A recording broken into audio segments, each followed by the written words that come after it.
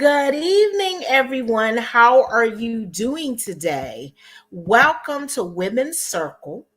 I want to welcome you and all on a good Saturday of information. I want to say ni hao, hola, como está, muy bien, all my other language people out there. So I want to give you a blessing. So today's on Women's Circle, the door of many colors, we're going to have a expat by Senora Welsh. So hold on for 1 second. I'm going to play a commercial and go right back. As always, we are going to make everything work. Isn't that beautiful? If we can do that. So hold on for 1 second. I'm going to do the commercial. And here we go.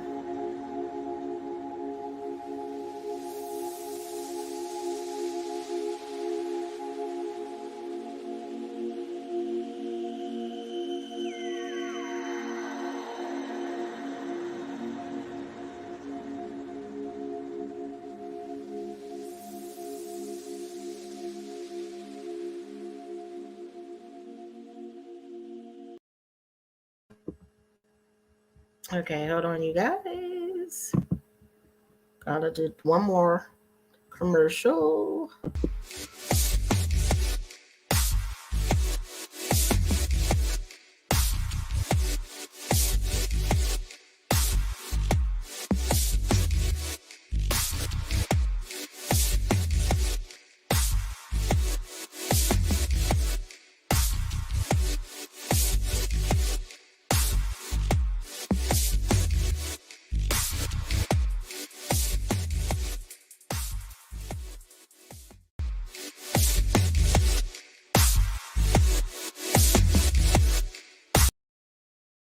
I know it's like I'm not there yet. So I know we're trying to get through. I don't know what happened. Sometimes my co-host was telling me last time he was having a hard time getting in the group and he's not getting the text. So maybe Google's doing it again. So I'm gonna do it again and just we're gonna keep trying. This is just nothing but I can't say it's retrograde. So we're going to see what goes on while I'm doing that. So, like in the meantime, I am going to just keep doing it until I get it right. There's nothing like to do it but to do it. You know what I mean? So you make everything work. Oh, there she is. There she is. Hola. Hola, ¿cómo estás? Muy bien. ¿Y tú? ¿Y tú? Bien, no puedo quejarme. So you are so welcome. Let me fix this. I wanted to do this. Let's see what happens. Okay. So wow, this is good. This is good. So I'm sorry that you were having trouble getting on. I'm just like, really? I do apologize. I'm not It's the most tech savvy person, and I don't know, it sent me to somewhere else, but I'm here. I figured it out. it's okay. I sent it again. So I was like, okay, we just pay commercials for that bit of time and it's no problem. You make it work. It's like fake it until you make it. So That's it's all good. So I'm all good. So I want just everybody take a deep breath with me and just breathe. We're here. that's right. Because I'm hot up in here. Listen, Orizava's weather is weird. It's very warm today. Okay. Very warm today. Normally it's very cold, but today was a warm day. So and Okay. that and that with menopause, it's hot. Oh, you're in menopause?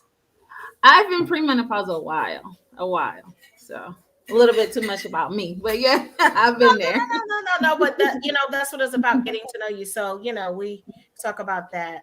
So, for you guys out there, this is Senora Welsh Rakia, right? Am I saying it right? Rakia Yes, Welsh. Reiki. Rakia. Okay.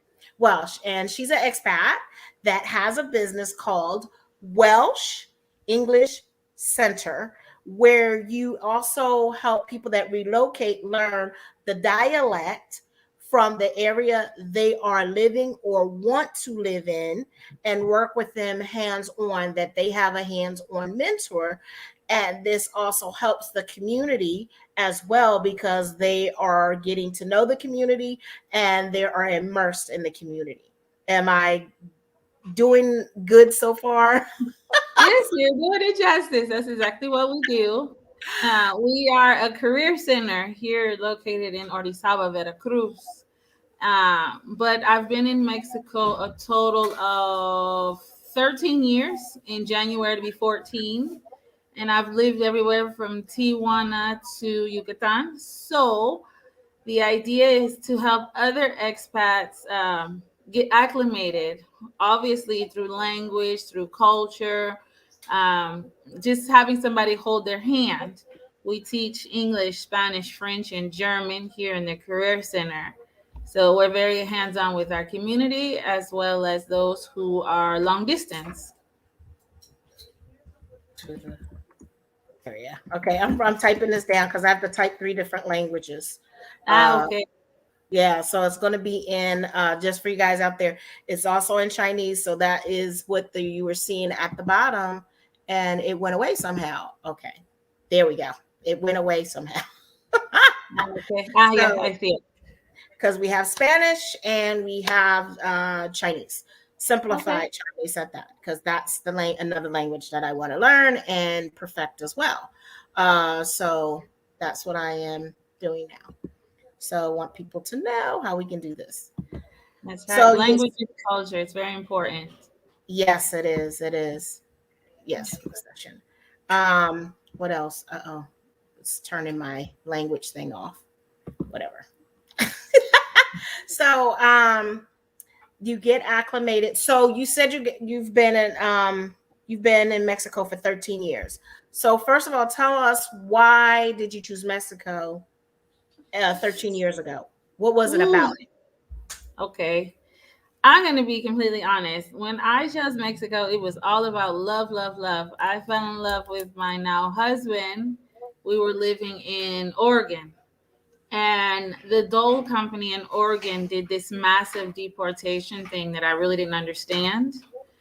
And I had literally just finished, excuse me, thought I had turned this off. Um, they did this massive deportation thing that I really didn't understand because I was young, just out of college, living my best life, not really paying attention to immigration policies. The typical young college student American, not really focused on anything other than what I was doing. But I did notice that children were just left outside with no parents, and wives and husbands were crying where their spouses at. And I talked to my, at that time he was my boyfriend. I was like, "What is going on?" And he was explaining to me the immigration process, and I was like, "Huh." Now here's the quick question: do you have favors? And he looked at me and was like, "No." And I was like, "What?" I was like, "What do you mean?" Because at that time we had been together a good year and a half. And I was like, "What do you mean? Like you Right. literally could be just swept away." And so we went to the lawyer, and the lawyer was like, "Oh, the best thing to do is to go to Mexico." And here I am, young. I was like, "All right, bet, let's go to Mexico." Not even researching. I see a lot of expats now researching things. Ooh, I went to work and I was like, "Here's my notice. I quit." And I was like, "I'm out." I literally went into the Oregon State Hospital and I was like, "You know what? The way my life is set up, I just can't do this anymore. I'm going to Mexico." And I was like, "Mexico?" And I was like, "Yeah." And I was speaking like it was around the corner. And that's what we did. We hopped in the car with a TV and a suitcase, and we drove to Mexico, Tijuana. And we got to Tijuana. And now I had been to Mexico because I went to ASU. So I had been in like San Carlos, and I knew margaritas and woo spring break Mexico, but I had no idea Mexico. And I'm never researched this expat thing where everybody's researching in 6 months, 7 months, 8 months, trying to figure out. I don't understand because I did it overnight. Literally, when we discussed with the lawyer that we needed papers and he was like, "You got to go," it didn't take us 48 hours and we were in the car. Wow. So, um, we got to Tijuana, and I knew that I could work because, I'm a registered nurse. So I knew that I could work in California. And I was like, well, I mean, travel nurse is my thing. Let me just, cross the border and I'll come into San Diego every day. Ooh, girl, that didn't last me a month because I was like, who is doing this 2-3 hour border crossing every day? This is not the life. Hello. Hello. Uh, I was Hello. like, this is not it. I was like, I don't want to wake up at 4 o'clock in the morning. And you know what? And I did not want to continue to compare the United States to Mexico. I was like, I'm not even enjoying Mexico. I'm not enjoying the States because I'm leaving early and I'm coming back late. And I'm still being harassed by Border Patrol. Like, what is this Black woman doing? I was like, yeah, I don't want to deal with this anymore. So I talked to my husband and he was like, well, what do you want to do? I was like, I want to travel. So that's what we did. Like, we literally legit traveled Mexico from the top to the bottom to figure out what we liked. And, he's from Veracruz. So we had to come here and we established ourselves here and we decided to open a business. Didn't work out the first go round and we went to Nogales, Sonora. I started working again. Actually, I was in the grocery store and a woman asked me to teach. And I was like, teach what? I don't even like children. What do you mean teach? I was like, no, I don't like it. I'm a psych nurse. And so she told me, she was like, listen, if you like psychology, you will love teaching. And I was like, I don't know about that. And she took me under her wing and she helped me get into the University of Hermosillo. And we took some courses and classes together. I got certified as a teacher. And let me tell you, it was the best decision of my life. Of my life. She really helped me to understand how I can bring psychology into my classroom, how I can really help my students. And I must have worked on the border a good 3 years. Sonora is on the border of Arizona. Yep. And then I was just like, I don't want to do the border life. I want to discover Mexico. So then we came back south. And I really enjoy it. I was tired of fussing about the milk. I was tired of fussing about the water. I was just tired of fussing about it. And I was like, well, you either going to get in it all the way or you're going to get out. And I chose to get in it. Get in it. Wow. Okay. So that's good though. Like you said on a month. I was doing it for Wow. years. 48 hours. 2019, and it's a 5 hour, getting up early in the morning and then staying and then coming back at 9 o'clock, crossing that border, going into Tijuana, going, if you got to go to Rosarita and that traffic. And then it gets real dark because our roads in Tijuana do not always have like the paved roads. There's potholes. Oh, I can go on. Yes. I didn't want you to listen. My husband and I were just talking about this. I moved to Mexico with zero Spanish. I'm not even talking about hola. I was just like, I was young. I didn't know how to defend myself at all in the language. And my husband, I'm very independent. And my husband was like, you know what? Stay in the house. I'm gonna go to work. When I come back, I'm gonna take you to Walmart. I wasn't about that life. I was like, nope, I'm going to Walmart while you at work. Because I got stuff to do. I'm not gonna sit in here and just be inactive. I was like, that's not life. It was like, it's Tijuana. I mean, it's like little California. How, what's the big difference here? Yeah. Well, girl, I must have drove down the wrong road. And when I was in Tijuana, it was just at that crossword where it was just violent. And I had no idea. And I mean, people were hanging from the street lights like piñatas. And when I got back home, because I never made it to Walmart, I got back home and I told my husband what I had done. Ooh, he must have took my keys until maybe I want to say 4 years ago. Because he was like, nope, because you just do too much. You do too much.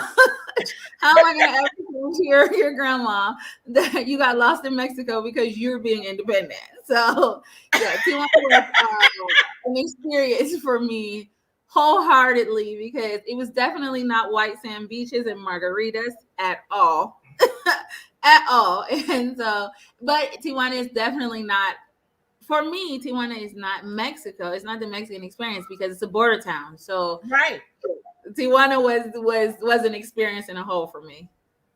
Oh, I get you. Trust me. Like I said, I lived there and I lived going through Tijuana where the beaches are. So I'm on the edge where my house was on the beach, and Mm, where you would think, well, the beach looks beautiful, but then my neighbor downstairs, they were digging and making another house downstairs under me. And oh he yeah, 'cause they decided, got guess busy. what? He wanted to have a farm. He wanted to have a farm, girl. I was like, wait a minute. Only in Mexico do you decide you're going to buy a pig, have chickens, have rabbits all down here. And I was like, wait a minute. I'm Yeah. smelling stuff. I was like, wait a minute. No, no, no. This is but my house was beautiful. I could walk down the little stairs, and I was on the beach. Right there on the beach, where other people, in order for them to get on the beach, they had to go to the public stairs Mhm. downstairs. I didn't have to. Well, it was only like what is it, 8 houses up Yeah, from there. okay. So, that Main Street and what they call Carmen de Playas area of Tijuana, no big deal. I love when I live there because I could get my fresh produce on Monday, where they have the van, and then on Wednesday, and then when the Christmas come and Thanksgiving, they're always out there all the time. They have jackfruit, all the stuff.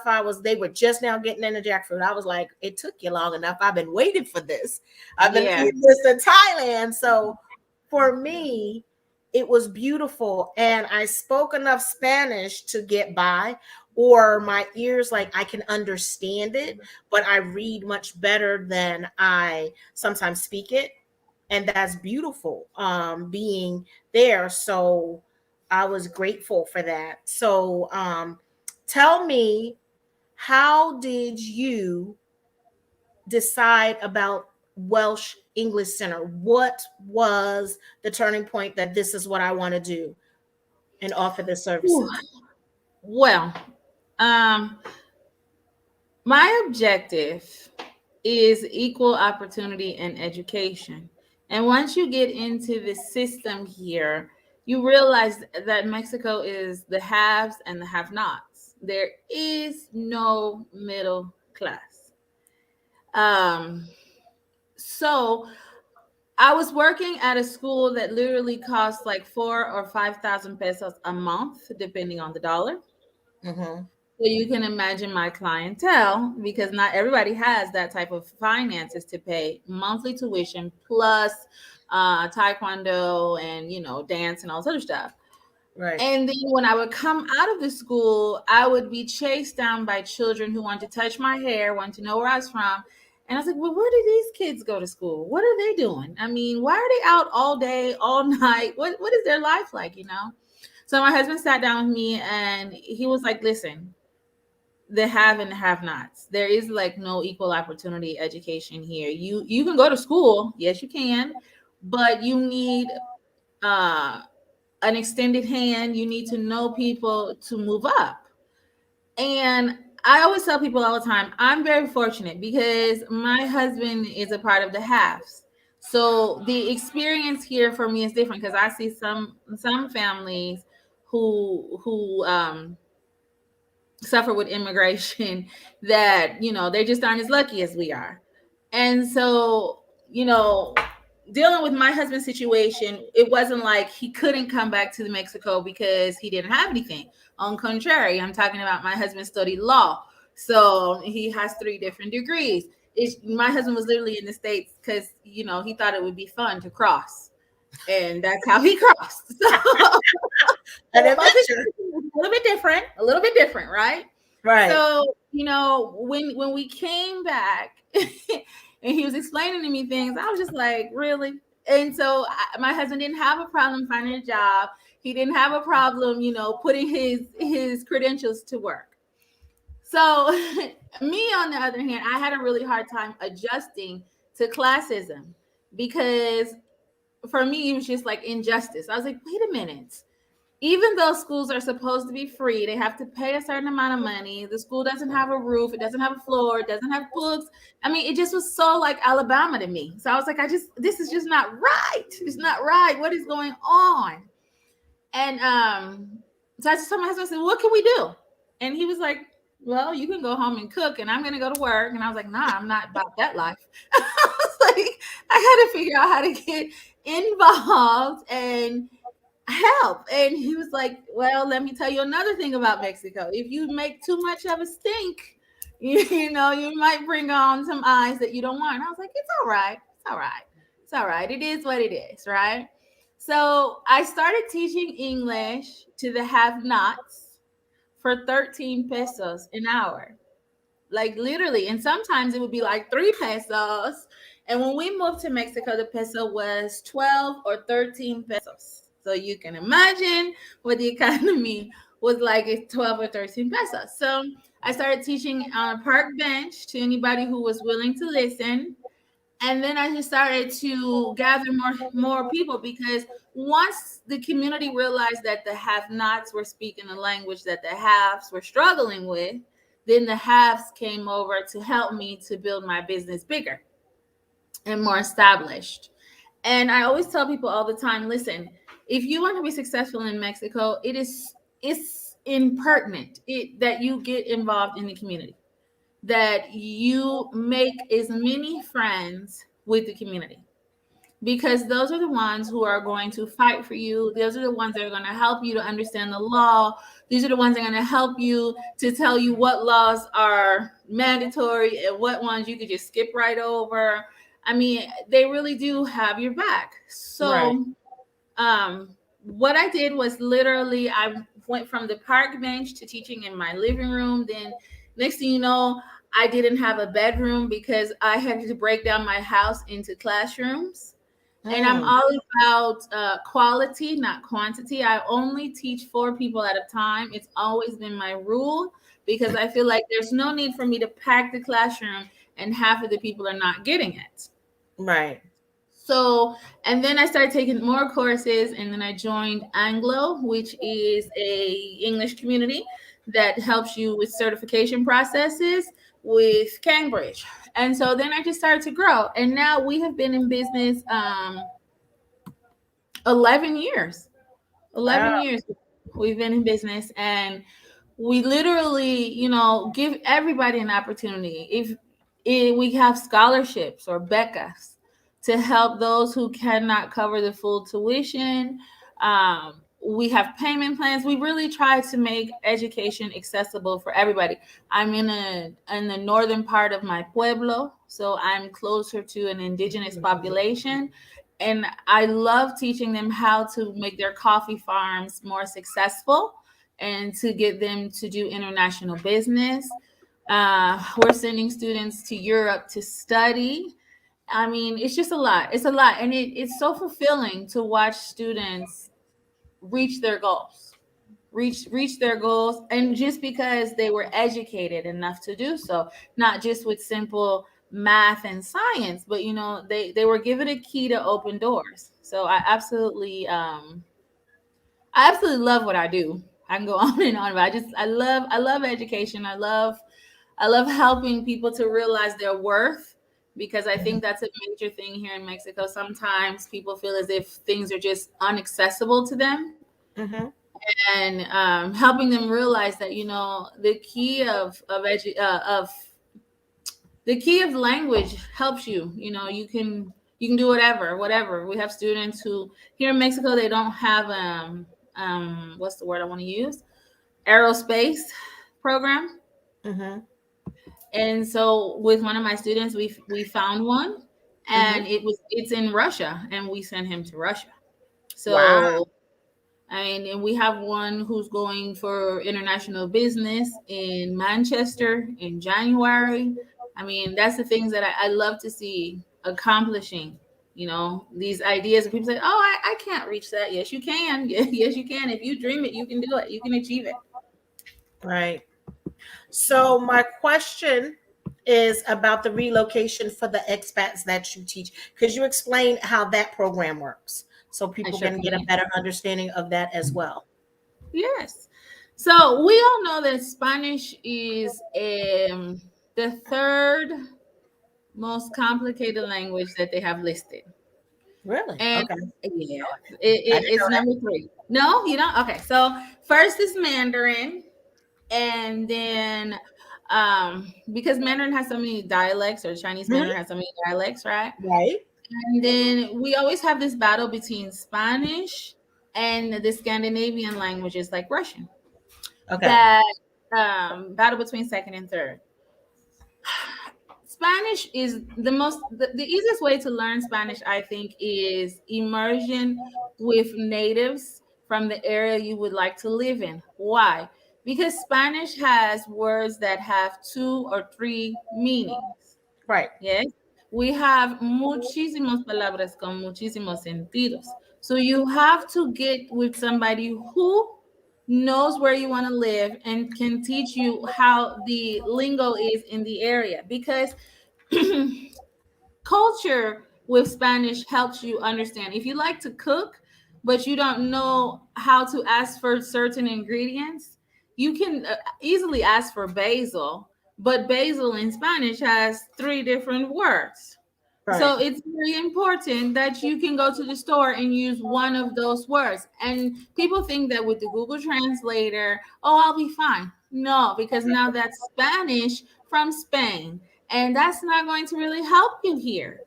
So the Thank idea you. with the relocation program, it's fairly new because literally I was working with the locals, but as I was pulled into the expat community, because I tell you, when I moved here, it was no internet thing, it was no groups, it was none of that for me at least. Right. Um, I was pulled into the expat world, I want to say about 5 years ago, by a young lady named Roxana Bangura. And I helped Roxana come to Veracruz, and she opened my eyes to all this expat life. And I was like, oh my God, I really don't want to be about it, because they ask the most ridiculous questions.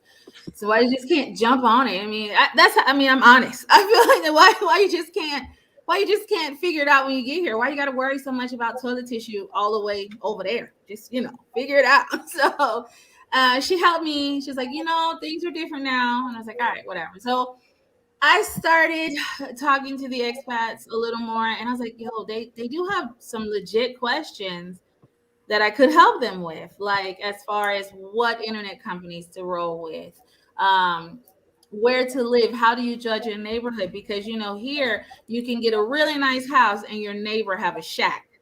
So you just, how to figure out where to live, what are your expectations. But most importantly, I think that as expats, you must have some kind of command of the language so that you don't get taken advantage of. Because I don't care in whatever country you're in, if you don't speak the language of the land, it is so easy for people to pinpoint you out and just take advantage of you.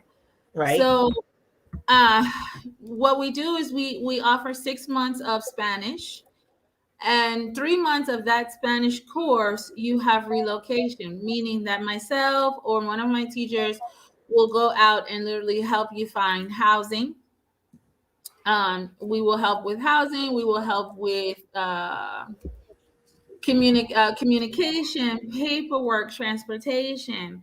I've picked up a many of people from the airport, all the things that help you feel comfortable when you touch down in Mexico. If you're in my area, I have yet to work with relocation on the Pacific coast because it's literally a 2-day drive. But from Yucatan to Puebla, Veracruz, Quintana Roo, Mexico City, I have done a lot of relocation in these areas. So, and that's another thing. I help with people understand that Tulum, Playa del Carmen, it's nice, but it's little America. So if that's what you're looking for, we help you there. But if you're not looking for that, we also help you with the central part of Mexico. And that makes sense. Okay. And that's what I like, because that's how I found you about the group. There was someone talking about relocation, and it was my misunderstanding. I was like, oh, she's offering employment. This is what I'm thinking. Well, I do hire native English speakers, but they due to the visa process, it's 6 months contracts. And we do a 6 month contract for native speakers, but at this time we are full. Thank God. Thank God we are full. But yeah, we do offer employment as well. Okay, see, that's good to know. So for you people out there, I'm going to put her information. As I said, I'm going back and forth. So that basically does help. for them to be able to get an understanding, especially the dialect in the area, because I was telling them they're, well, I was saying they were speaking jungle Spanish, which you learn in school. I'm sorry, but that's how I felt. And then it's Castilian Spanish. So they're not even learning, understanding the Castilian Spanish versus the regular Spanish. And I was saying, see, there's two, like when you say vosotros and nosotros, and they were like, huh? I was like, there's a difference. So I said two and two. They're like, huh? I was like, okay, forget it. Yo. So for You know the issue is, and I'm sorry to cut you off here. This is gonna touch a little nerve, and it's somebody. I think that when people come to Mexico with Spanish that they've learned in the States, they don't realize that Tex-Mex or Puerto Rican, Dominican Spanish, or Spanish from Spain is not going to work in Mexico. The culture is completely different. correct. For example, if I hear another American say comprende, I am going to lose my mind because it is so rude. And it's just, you're not in New York, you're not in New Jersey. And we don't use comprende. And you can't expect for the Mexican population to understand that you don't know what is the difference between good vocabulary and bad vocabulary here because you're in their territory. And it's kind of like, I say the same exact thing to my students in the English classes.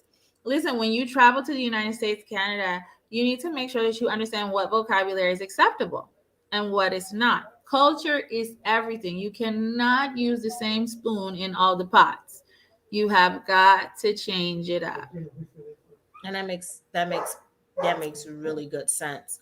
So the correction you said, because I see I'm guilty of that, because when I'm typing I use comprendo.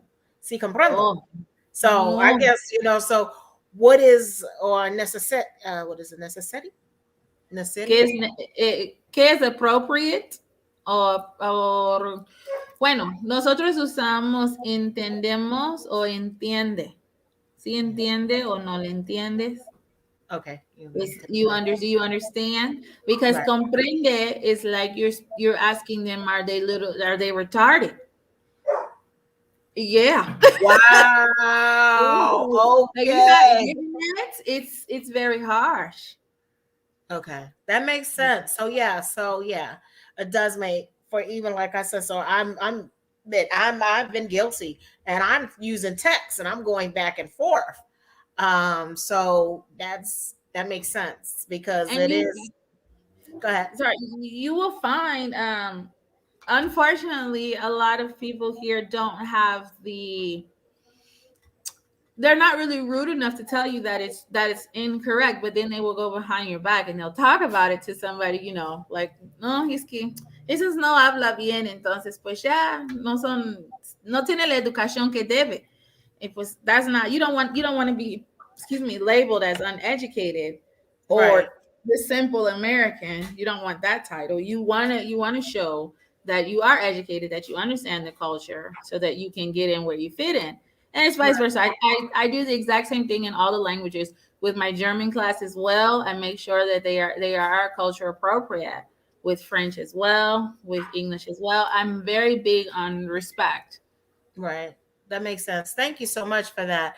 So, because that is what people are gonna, that in itself is going to be a hope for a lot of people, understanding the proper dialect and each region, because in the Yucatan they also have Mayan words, but Yucatan, that is not, when you look it up on, like you said, Google, it's not there, and you're like, wait a minute, what is that? And they'll say that's a Yucatan word, or that's a Mayan word, and you're like, wait a minute.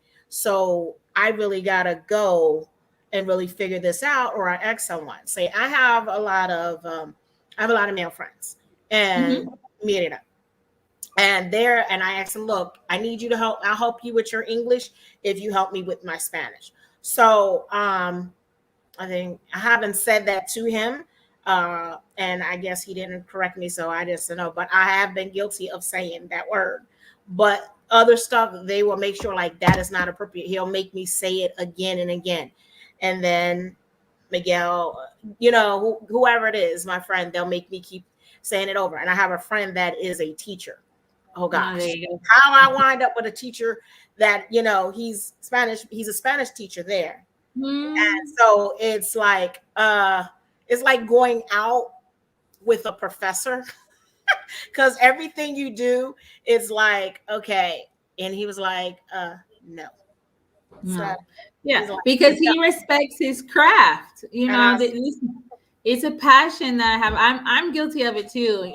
Listen, my husband gets on me all the time because I am like autocorrector in English and in Spanish, and he's like, no, no, no, no, no, and he's like, well, you understood. I'm like, no, but we don't want to use monkey talk. We want to speak correctly so that we want to speak correctly here so that there's no breakdown in communication, because obviously we can definitely speak slang, and slang is cool. Listen, Spanish has a lot of slang, but because of the classism, you got to be careful what slang is acceptable with whom, because if you use slang that is real gutter, it's that's what gonna they're be gonna real. think you like. Yeah, exactly. That's exactly where they're gonna put you. Or they're like, oh, this is the type of people that you hang out with. This is the type of people that you've learned Spanish with. You know, and then what's the purpose of having this good old American card if you can't even use it correctly because they've already labeled you as to be, uneducated. So Right. I say, like I said, I really appreciate that. There's another sister. Shalom, sis. Shalom. So, because I'll be coming back shortly, and I mean, you had talked about some of the things, like what I'm looking for in my place of residence is not what the average expat that comes there and looks for. I'm looking for more land. So I like growing stuff. But I also like cooking. So for mhm. me, I need to be in that area. So that's why I was looking at Veracruz when you were telling me that's a big agricultural, or Oaxaca. Oaxaca? Oaxaca. Oaxaca. Oaxaca. Oaxaca. So that was the thing because I know for me, I love mole. Mhm. I'm a big fan of mole, and not everybody's mole is the same, and it all depends on the different regions. Because I know, like when they make mole in Tijuana, I wasn't like, nah, that's not my. Ugh. I'm just sorry, I'm very picky. No, I understand. But there's Oaxacan mole, and then you have Pueblana. You have mole Pueblana or Right, Pueblano. So I mean, you have the right. You have the. Everybody has their own paladar, right? So right. I So, I I don't like green mole. I prefer chocolate mole. So me I too. prefer I I prefer my mole sweet and a Yep. little bit spicy, but I like platano macho. No, I just, it's just different. But this is the thing of understanding food and culture, because Yes. if you just this is the new thing. Here I go touching another nerve. We got all these vegans coming here looking for this vegan lifestyle in a country that makes the economy off of pork, and you are asking people here to prepare you to prepare you food Right. that is outside of their norm, Right. and then you're not being nice about it. You're not being nice about it.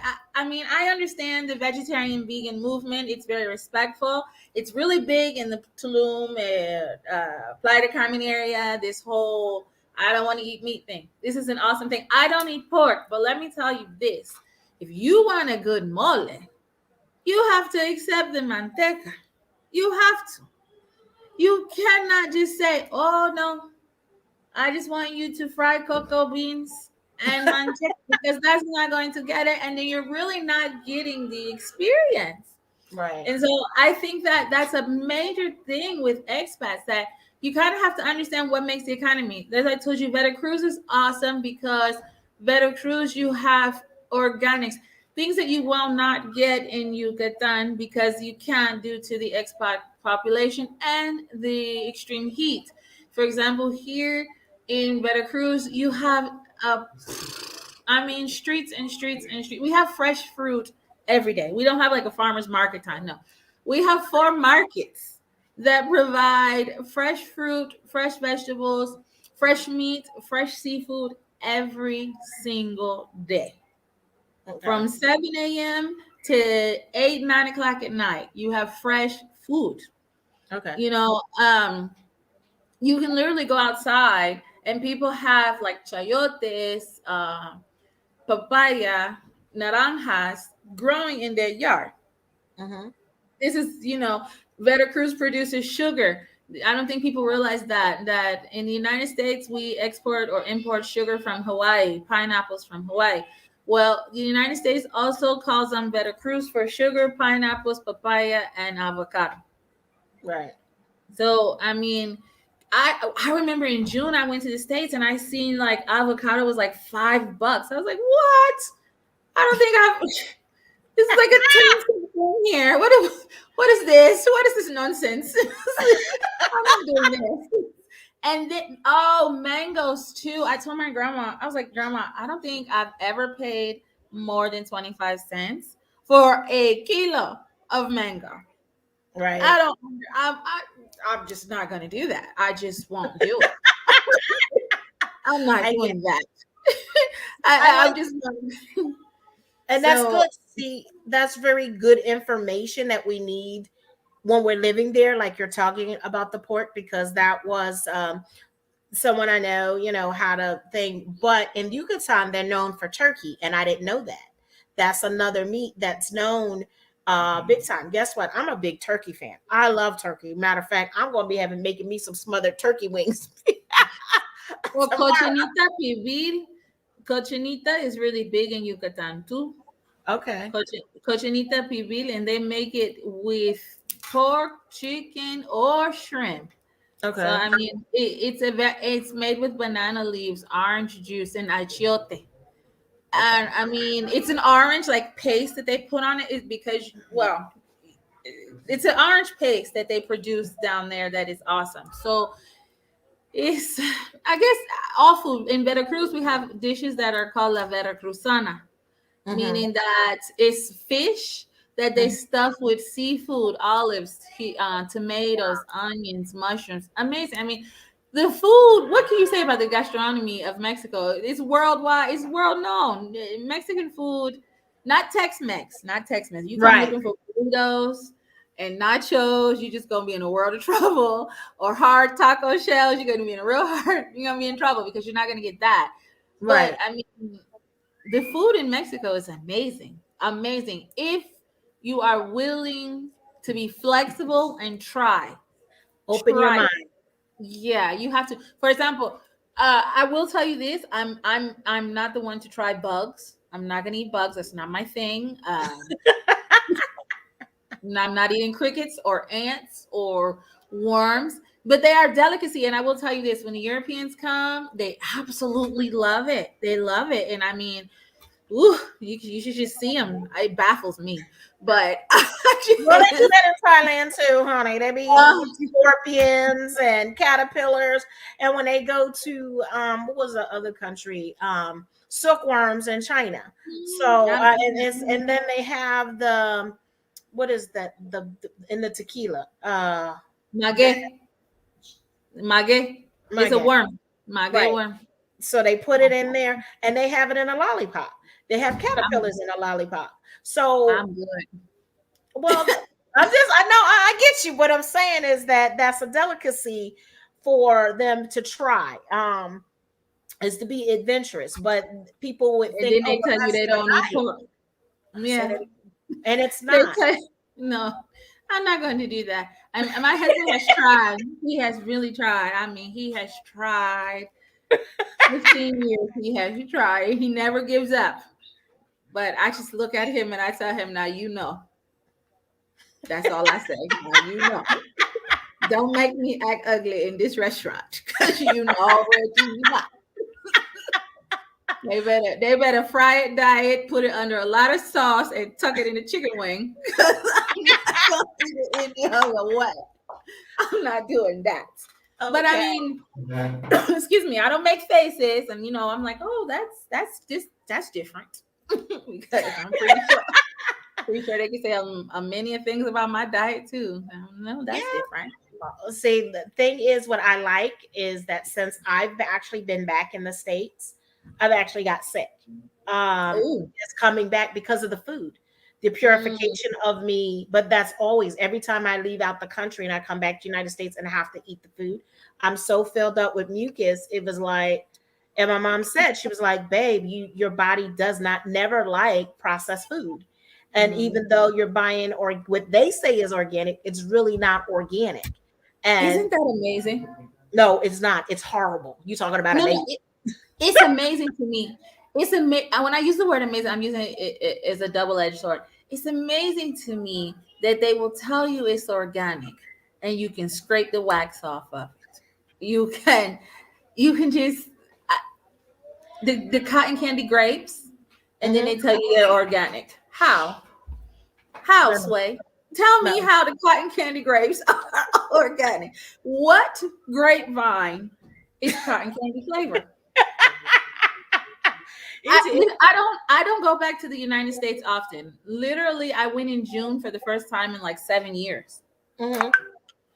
and it tripped me out. I was stunned. I told my grandma, I said, "Listen, why are these apples organic? What makes them different from the other organic? What makes this Right. organic? Tell me." Because paying $7 for a bushel of apples to supposedly are organic. What is the other tree made out of? Styrofoam? I don't understand. What? Where's the products coming from? I mean, my grandma went into this whole GMO, and I was like, Yep. but it doesn't have any seeds, and they're still telling you it's organic. What? I don't. Yeah, and I was like, Stop, stop, how stop, you stop. grow something with no seeds? I said, and my family tells me like, oh, you've been in Mexico too long. I was like, yeah, I'm going back home. I'm out. I Right. can't deal with this. I will recommend kombucha tea for Kombucha. you while you're there.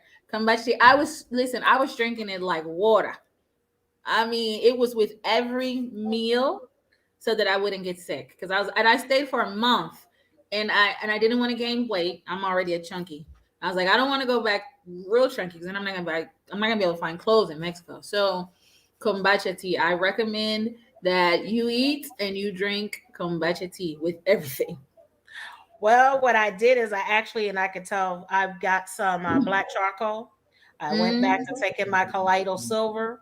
I've actually went and mm, I make this in Korea. They have this honey that you put lemon peels in it. They have lemon peel honey tea. It's a Korean tea or ginger. So mm. when I got to Merida, I have that ginger honey. So instead, I use agave. So I got the ginger, the honey, the lime peels, and I put it in there. I was like, now how am I going to bring this across? Because it is a liquid form. My mama said, you know what you do, baby? She said you put it in a mason jar and you get them homemade stickers with it. It's your product, which you make yourself, and put the sticker on it and put it in the jar, wrap it up and bring it.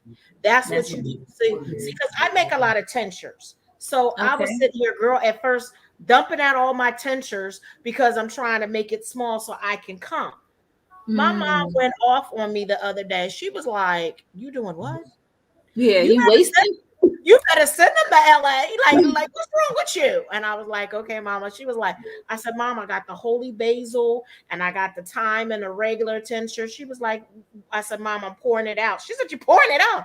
I was like, "Mom, I don't have enough room to put it You in could there." have at least sold it. Well, the thing I'm trying to move. Like when I said I'm moving, I mean when I do this, I'm bringing my dog back, my baby, and that's another thing I like about Mexico. I can bring my baby pit bull. He just turned a year, so he's a baby. So I've been away Mhm. from him for a while. So he's Oh. coming back with me, and he's going to continue the training with my friend that does service dogs there. Mm. So she's going to help me with him, but he's coming and he gets to fly on the plane because he's going to be labeled as my emotional dog. So, So he does not, yeah. because there has been some things of dogs getting lost or not lost or not being picked up in Mexico City when they travel. That is not going to be the case with my baby because I know me. They would, like I told my friend, you be calling me in Mexico, be like, what happened? I was like, they messed up with my baby, so you know I'm here. I'm going to be doing some time here, and they might deport my behind. So to Yeah. prevent that, my doctor said, you know what? I just write your note. You know what I mean? What's the big deal? You know, Yeah. I know that's your baby, and that and anybody that watched the show watched him as a baby grow up. He is not small anymore. He used to be in my arms, and I'll be on the show talking. Yeah. I So have that an American bully. They grow fast. yes. So when I came back, his bark, like his little bark, like woof. He barked the other day, and I was like, wait a minute, Calm down, killer. Who is right? this? Yeah. So that kind of shocked me, but I want him to be comfortable. So that's another reason why I live in Los America now. It's nice, but it's not, like I said, it's not full. He needs to run around. So I know I need area for him to be able to run around. And my friend's like, you're not going to be able to buy property because you're a foreigner, like all these things. I said, you know what? Do not project your Negativity and ignorance at me. unsuccessful adventures on me. I've been to Yeah. many countries, and I love that I've been to many countries. But my baby, after we get him trained, he can go there. I was like, even if I have to take my house that I have and rent it as an Airbnb as I travel, like to Veracruz to see around. I know another young lady that lives in Veracruz. She is what is she? She's in corporate world, and she's very unhappy. But she's moving to Here in Mexico Veracruz. and Veracruz outside the corporate area. She goes to work wherever the corporate is. My realtor is actually from Veracruz too. He lives in Merida, so he's convincing her to go down there. Ah, okay. I'm actually moving to Merida in February, March. You're moving. Yeah, I'm not gonna stay permanently, but my thing is, I'm gonna go and open up this school in Merida because we have a lot of students there. I have Okay. really been blessed. Listen, I want people to understand this about this COVID thing. I think COVID came to make you either a winner or a loser, honestly, because COVID helped me to really understand that I don't have to focus just on my area. I can help anybody anywhere. And literally, my business has blown up, I don't know, triple. And I have a lot of clients or a lot of students. I hate to call them clients. They're like my students are my family. So I have a lot of students now in Yucatan, Mm-hmm. in Playa. And so I need to go and open up a school, a physical building, because even though we're online, it's very important, especially with my practice with the psychology help, that they're there, that they have somebody that they can see, they can touch, they can talk to, they can run to. Right. And it's a major thing, and education is important everywhere. So Right. my goal is in December, I'm going down to scout property, Okay. and the idea is to live there 6 months and live here in Veracruz 6 months. I told you Veracruz is cold. Now Veracruz is cold. Not all of Okay. Veracruz, but where I live, where I live, where I live in these mountains, it's chilly. It's no, it's cold. It's not chilly. It's cold, and it's just not my thing. I don't want to be cold anymore. So I Okay. told my husband, I'm getting ready to do this snowbird thing. We're gonna leave when the weather breaks bad here, and we're gonna go south. And Mm-hmm. that way, I'm gonna my school is already established here, and it's fully staffed. So now I need to do the same thing in Merida. So that's my goal for 2022, to go to Merida and give my students physical Reiki. That they can Okay. actually See see, you. because see and talk and learn. And it's very important as teachers that we continue to travel, because we also, vocabulary changes. So it's very important for me to better my craft. I need to go further south and pick up more vocabulary. So Okay. that way I can also check what my teachers are teaching and to make sure that it's all right. So nobody takes advantage of me there, right? There you go. Living in the northern part, my vocabulary for northern Spanish is on the money. Okay. But southern Spanish, I have to literally depend on, well, my husband speaks Spanish, obviously, he's native, and he's very fluent with understanding what they're called yucatecos, Your tip. what they how they speak. Mm-hmm. But I need to make sure that I understand, Okay. so that so that way I'm offering legit what, or I'm focusing my business and my plans Okay. to to be the most beneficial to my students, right? Like, I don't want to sell people a dream. I want to make sure that this works. When I tell somebody, "Oh, you can learn Spanish in 18 months," it's because I did it. And Right. my plan, I have now patented, and I can pass it on to somebody else. But why? Because I really take the time to get in these streets. I tell people all the time, I'm always in the trenches. I'm always out here trying to better my knowledge. So the idea is to, in this, well, next, the 26th we'll be driving down to scout territory to see where we're gonna set up shop. But yeah, it's major. I don't know if you like cold weather. No, I don't. That when you said that I have to rethink Veracruz. I gotta find somebody because I am not cold weather person. I do not like cold weather. That I will tell you. that's why It's, I live in where I live at now. I lived in Hawaii for so long. When I lived in Thailand, I lived on an island. I'm a more mhm. of an island type girl. You know what I mean? I am. I like the weather like that. So for me, nah, they nada, I, no, no. I'm gonna tell you right now what the weather is right now. Right now we're in 62 degrees. Oh heck no, girl. Yeah. If it's 75, I think I'm losing my mind. Okay. It's yes, and listen. This is another thing that I tell expats. It's very important that you understand. Mexico has snow. Yep. Mexico has snow. Mexico has rain all year. You have heat. You have extreme heat. Yep. So you have to figure out what works for you. And I'm not the one to sugarcoat things. Veracruz is awesome. You have tropical areas. You have the jungle, but baby, it gets cold here. Say yeah. My girlfriend was telling me that, and what was it? Mexico City. She said it Oh, snows, and that she didn't. She left Merida because that's what she wants. I was like, that's mhm. the total opposite. I don't want that. I don't mind going visiting. But when y'all get all that snow and all that rain and all whatever it is, I don't like that. I need to be where I am. My son, because and even in San Diego, it got down to 39. I was like, okay, y'all are out of y'all mind.